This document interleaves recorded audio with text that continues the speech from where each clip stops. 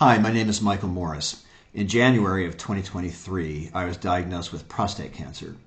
In late February of 2023, I underwent a radical prostatectomy. It was successful and no further treatment was required. My prognosis is pretty good, and I feel like I'm a lucky guy.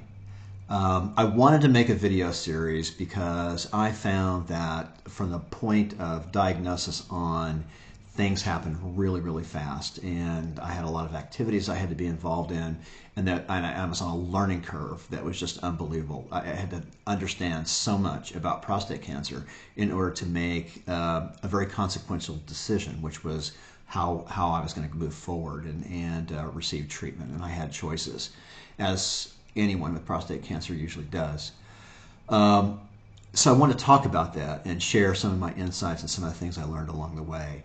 I want to make it clear, though, that I am not giving medical advice, and that you should always go to your doctor for medical advice. And if you're not getting satisfactory information from your doctor, then seek out other doctors and other medical professionals until you have the information you need to make the right decision for yourself. So always consider that. This particular topic is a tough one because it's not all happy information. And this is what happens to you sexually when you undergo treatment. I really wish I'd had a clear idea what was going to happen to me, to my body, and what lay ahead of me in the future after having treatment. I don't think that there's any sort of conspiracy or plot among doctors to not tell you everything that's going to happen. I just think no one really likes giving bad news, and doctors are under the clock gun, to work with you and move on to their next appointment. And they're under a lot of pressure from insurance companies to do that, so they can't just spend a lot of time with you. And a lot of men's clinics you go to don't have survivorship programs that kick in right away to help guide you through that process. So you're kind of on your own. But one of the things I really don't go into detail about is what happens to you sexually, what happens to your sex.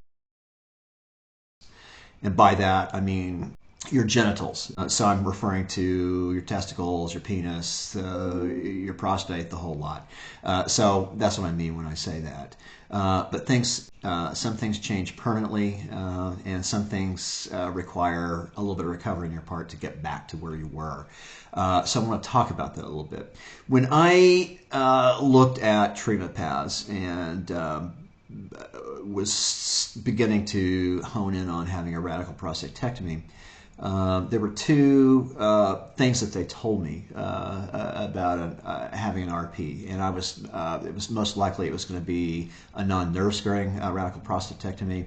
I had two high volume tumors in my prostate, and they wanted to cut a wide path. They didn't want to take any sort of chances.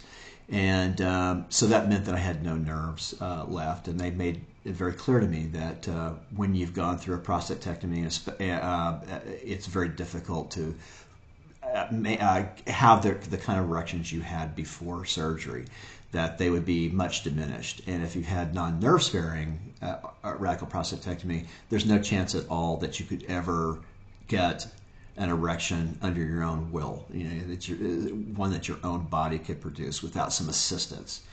So they tell you about that. So it affects erections in a big way. And they also tell you, well, you'll never ejaculate again. After all, the prostate is not there. I like to describe the prostate as the cocktail mixer. And it takes semen that's produced in the testicles, and it mixes it up with some very slippery lubricant, so that it has the best chance of delivering that semen.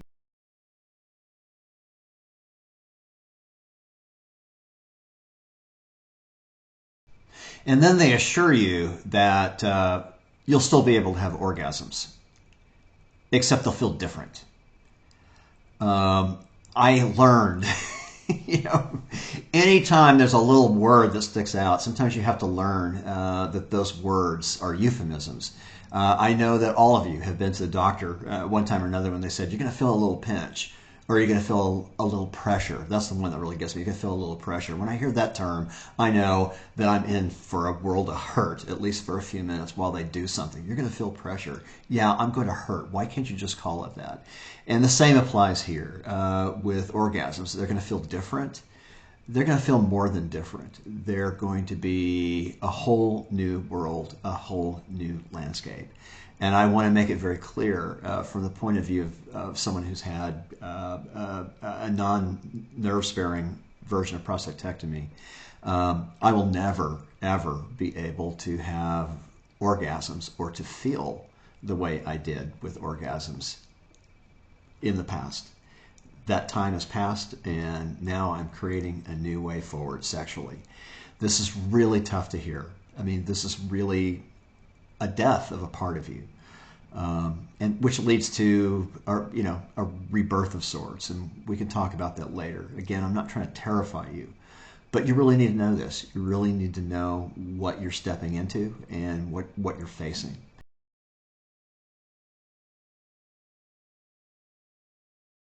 When you have a radical prostatectomy, the major nerves to the penis are affected. They're either traumatized, damaged, or permanently damaged. In the case of non-nerve sparing prostatectomy, for example, the nerves are severed and can never provide blood to your penis again. And that's why you can't ever get an erection after having a non-nerve sparing treatment. It also affects how you feel your penis. After surgery, my penis felt dead. I could kind of feel it, but it felt very, very far away. I don't know if you ever played a game as a kid where you'd run up to someone and say, you want to feel a dead finger, and you'd have them press their hand next to your hand like this, and then you would run your finger up both sides and feel both sides of the hand. And so you could kind of feel your finger, and you could kind of not feel their finger, and it made your finger feel kind of weirdly dead. It was a creepy feeling. That's exactly what it felt like to me, my penis after surgery. It felt distant and far away. It felt like it had died. It was a terrible, awful feeling.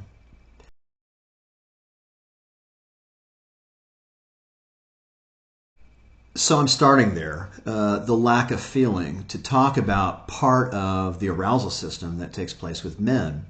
And that is a brain to body kind of connection that goes back and forth between, your goods and whatever thoughts that are in your head. And it can start up here, it can start down there, either way. But they work off of each other to escalate. So, for example, we men are very visual. You may see just a little bit of extra cleavage, and all of a sudden your penis surges. Your brain says, your eyes say, I like that, sends a message to the brain says, I like that, sends a message down below, and you get a little bit of a surge. That a little bit of extra blood flows into your penis. And your penis likes that and says, that feels good, and sends a message right back up to your head. And that keeps it going. It sort of escalates it to another step. It may be that little visual trigger turns into a little bit of a fantasy, and that fantasy starts feeling good, and then your brain says, okay, more of this, and you start getting a little more turgid. And so that's the process. And it just your brain, your libido, and your sex basically just egg each other on, and to get you in trouble, to eventually get you erect. And so that escalation process, sensitivity, and having some response from your penis is very, very important for that process to happen.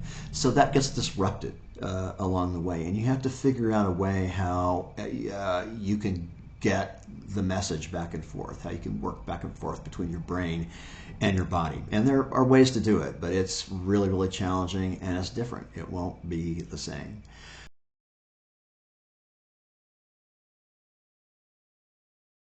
But what I didn't think about is that as you lead up to an orgasm, one aspect of letting you know you're getting close to having an orgasm is that pressure you feel in your prostate. As your prostate begins to mix sperm with the lubricant, which basically creates ejaculate, you start feeling that feeling. It gets stronger and stronger, and there's a sense of inevitability.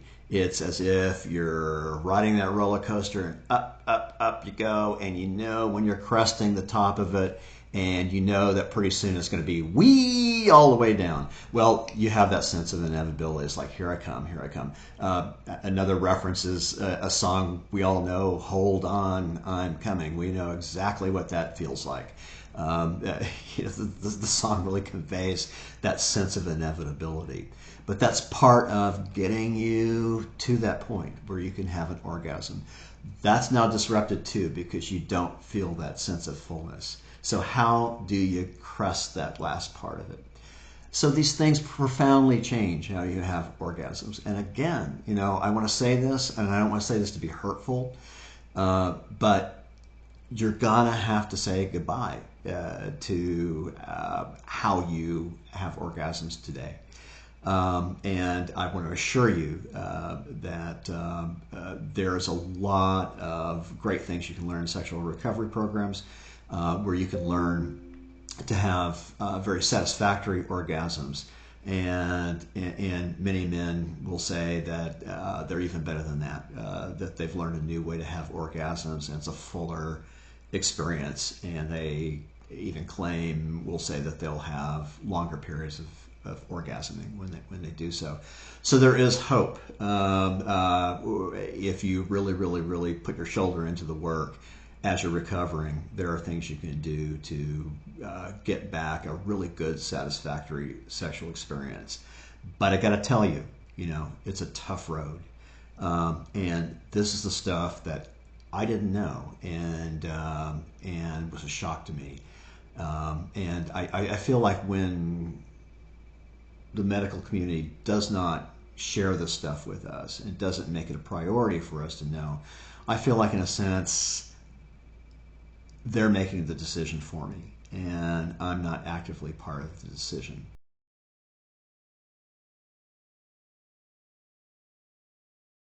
I can't speak personally for radiation treatment, but the literature suggests that after a few years, you are no longer able to ejaculate.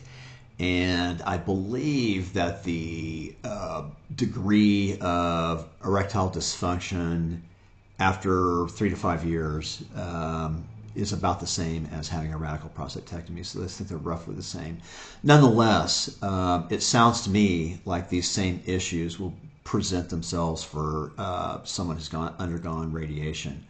Although it may be possible that since it's happening slowly over a time, maybe it will make it easier. Maybe it's easier for some men to adapt to that slowly over time as well. It might be a less abrupt and traumatic kind of situation. I don't know.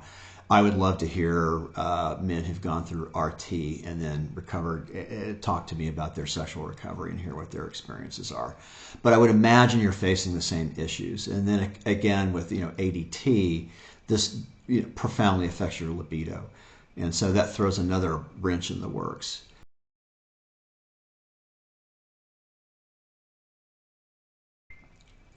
For me, it was important to know everything I possibly could know about my treatment and outcomes.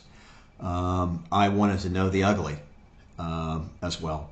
I wanted to be able to face it head on. I wanted to be a part of the choice that I made. That sense of agency was extremely important to me. So this is why I'm sharing something that's a little bit of a downer with you, because I think there are other men who have an interest in hearing the truth, even if it's just really, really ugly. And this is something that I really, really had to struggle with. I think was the toughest part, is just losing this part of myself and kind of having to start over. And it's not completely lost.